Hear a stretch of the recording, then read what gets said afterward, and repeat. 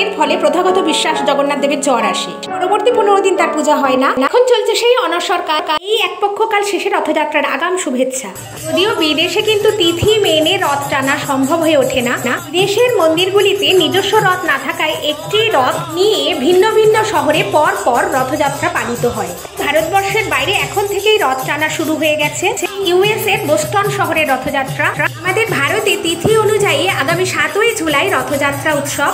বন্ধুদের আগাম শুভেচ্ছা জানিয়ে রাখছি এবং পরবর্তী ভিডিওগুলি পেতে সাবস্ক্রাইবের অনুরোধ রাখলাম। জগন্নাথ দেবের স্নান যাত্রার দিন 22শে জুন থেকেই চলছে অম্বুবাচী।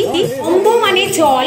গ্রীষ্মের প্রখর তাপের পর প্রত্যাশিত বৃষ্টি পৃথিবীকে উর্বর করে ও প্রজননের জন্য প্রস্তুত হয়। বাচী অর্থে প্রস্ফুটিত।